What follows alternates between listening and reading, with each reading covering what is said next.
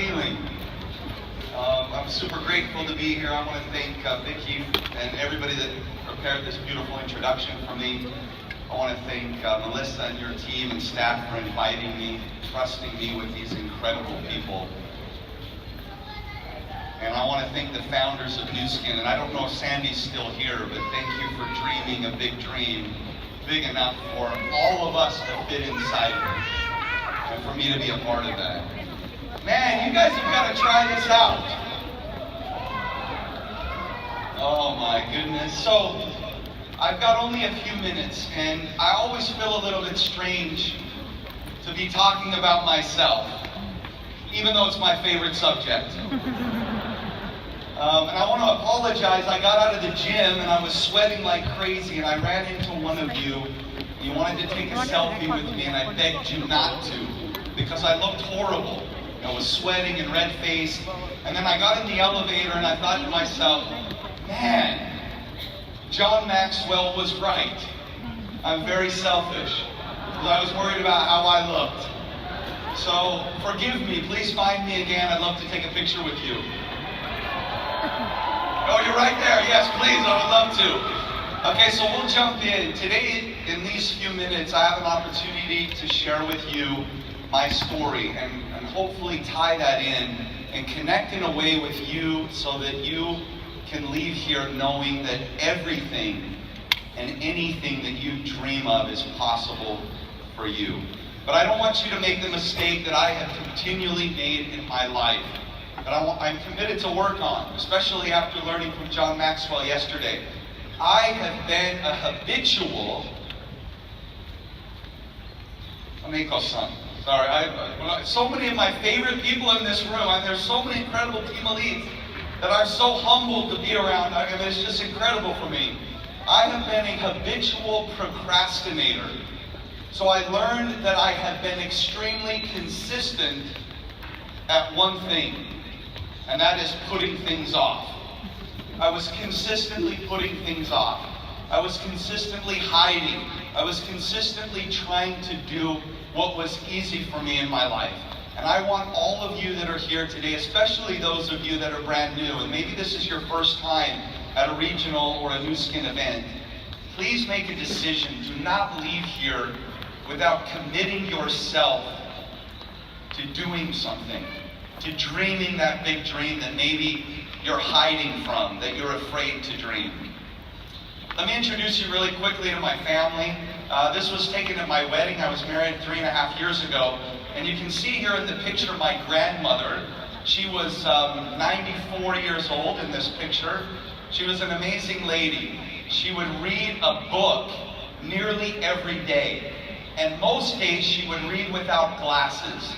Wow. And when I took my wife, whom I was dating at the time, home to meet my family, by the way, I waited 37 years to get married because every time I took a girl home, my mother and my grandmother, although they were very nice, they never liked anyone that I took home.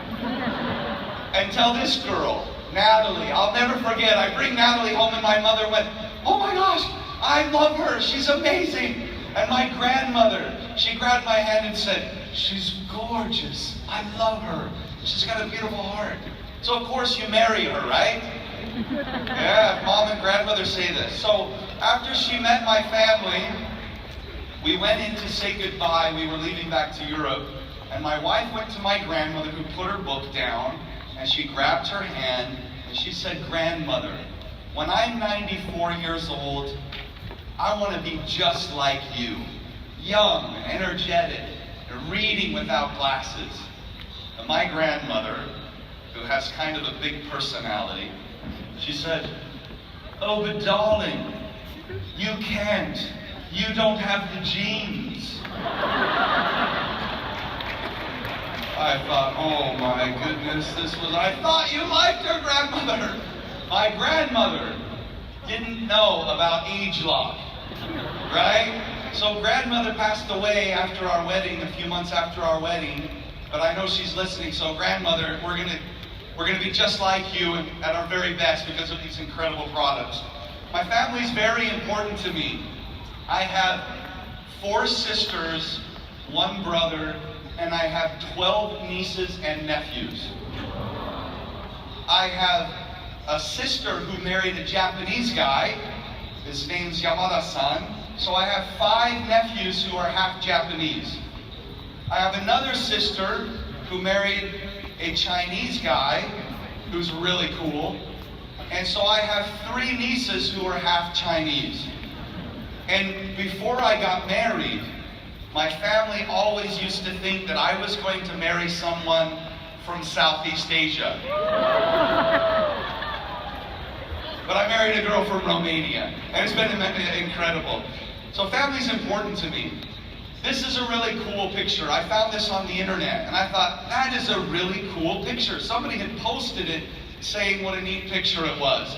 In fact, they posted it and said that they had a dream to someday drive a car like this and to live in an apartment like that. And I thought it was funny because this was the first vehicle that I remember us having.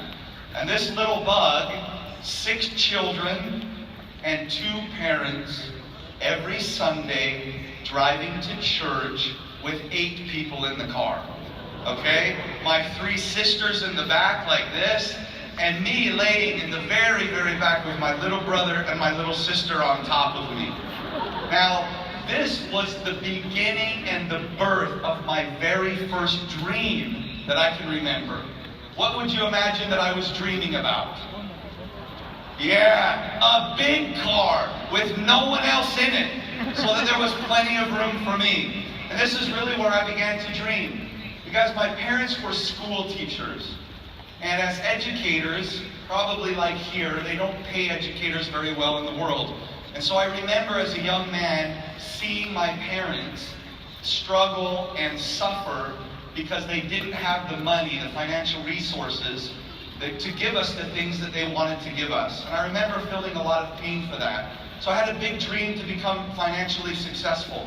And I just knew that there was no other way for me to be free unless I was going to work for myself. I struggled in school. My mom and dad were school teachers. My sister was a professor at university. She'd been published.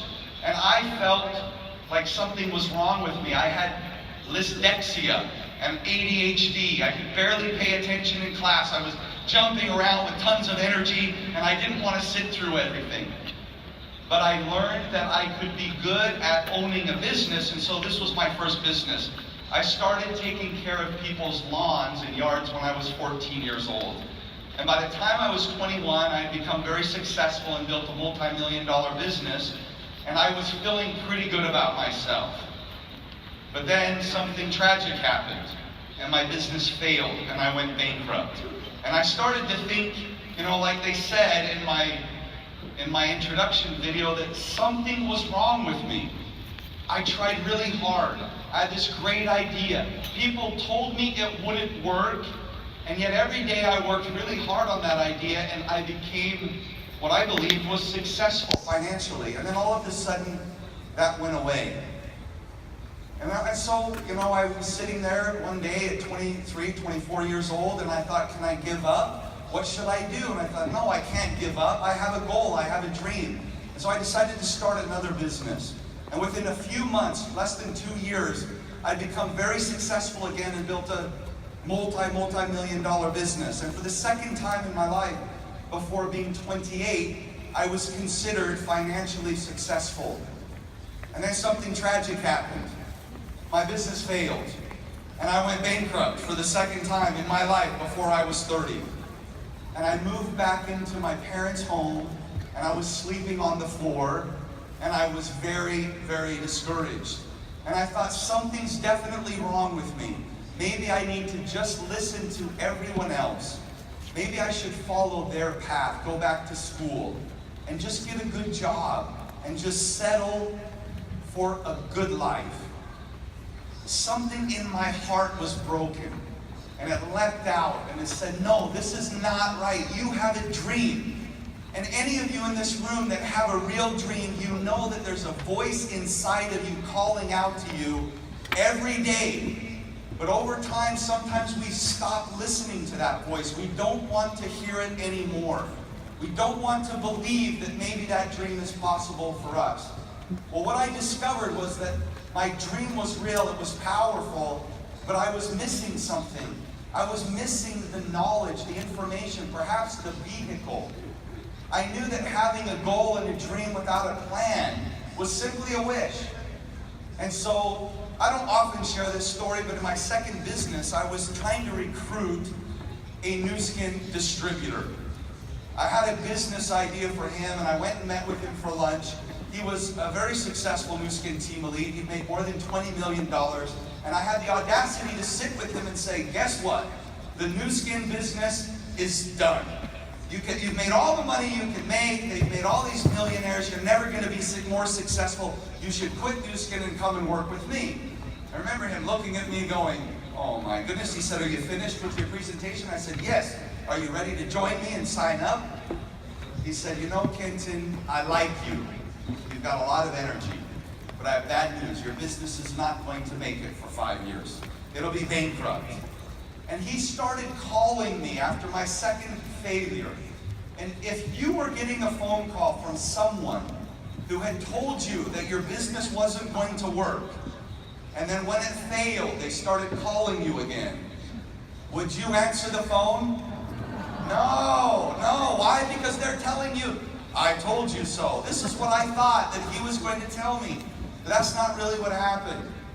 He was calling me to tell me that Nuskin continued to grow, and that there was an incredible opportunity. And so he left a message after calling me for months, and I answered the phone. I promised him I would listen. I didn't show up. He called me back. Hey, Kenton, it's Nathan Riggs. Please come and listen. This is an incredible opportunity. I never called him back. He called me again and called me again. He was very consistent with following up, and I thought someday he will give up on me because I'm not worth his effort. Have you ever felt that way? I don't know if you have, but I have. I felt completely worthless. I was afraid that he saw something in me that wasn't really there, that he didn't know that I was really a failure. He left a message one day on my phone, and he said, Kenton, this is the last time that I will ever call you. I remember thinking, yes, I won. That was like the best win of the day. He said, Kenton, if you will call me back, I will teach you what you need to do to be successful.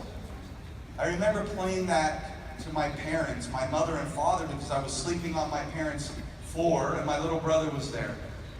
And my little brother jumped up and said, Nathan Riggs, oh my gosh, call him back. That's an incredible opportunity. And I said, hold on, little brother. He called me. I'm going to call him back. I looked at my mom, who's very skeptical, and she was looking at me like this, and she said, we've heard that before. We've heard these opportunities. Are you sure you want to get your hopes up? Wouldn't it be better just to go back to school and get a good job? See, my mom loves me. Our family and our friends, they love us. They believe that they are going to protect us from being harmed or hurt. But wouldn't you agree that the greatest hurt or harm would be to live without a dream? Or to live a life where that voice was constantly speaking to you from your heart, and you were constantly asking it to be quiet until the day that it stopped speaking to you and it died. I didn't want to live that life. I looked at my dad, and my dad had tears in his eyes. And my dad said, Kenton, you need to call him back because he can teach you what I never could. He can give you what I can't. And in that moment, my heart broke again.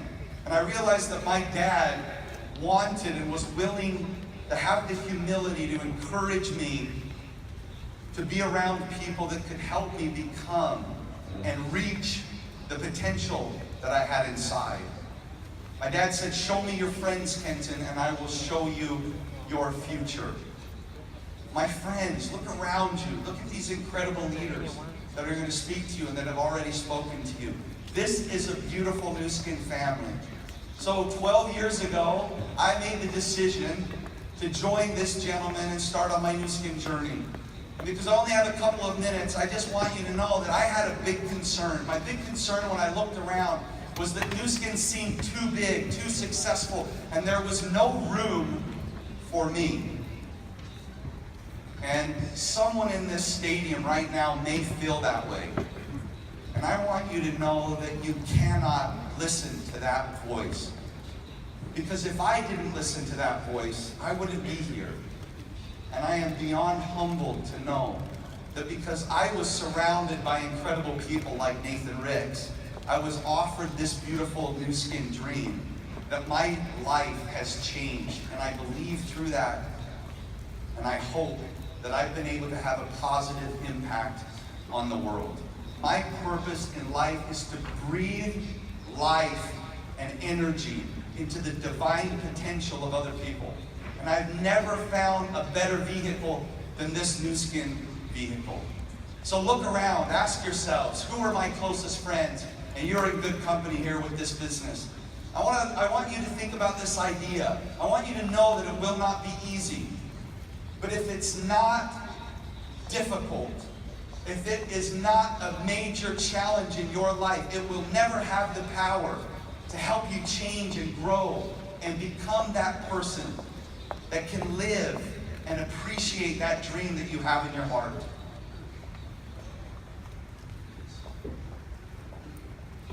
It's going to mean you're going to have to get out of your comfort zone. It was for me.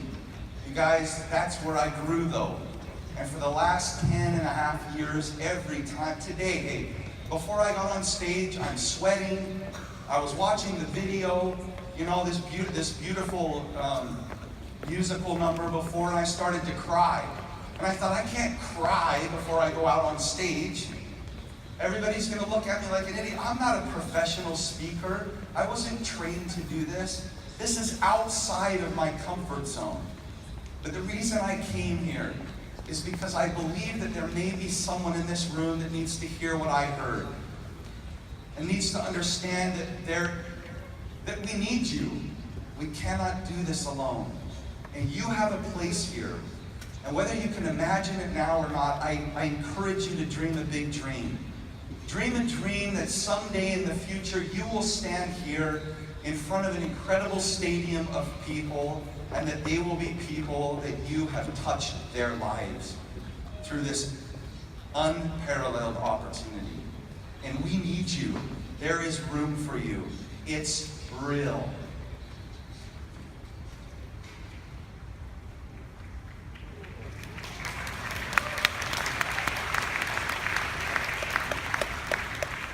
Okay, my time is really up.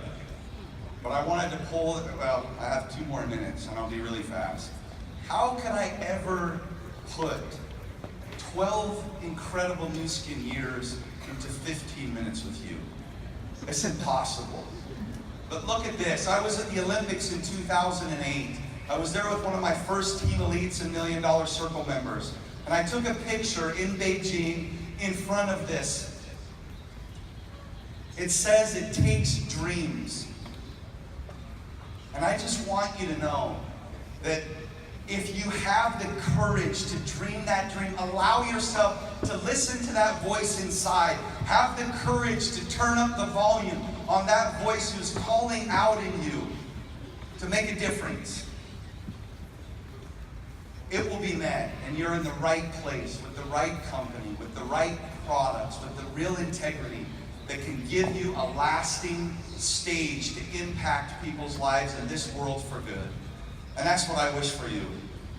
In the end, my friends, the person that you become, the people that we become together, and the impact that we leave on this world is really the gift in the end.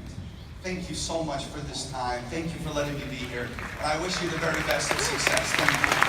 Thank you. And another round of applause to Kenton, Worthington.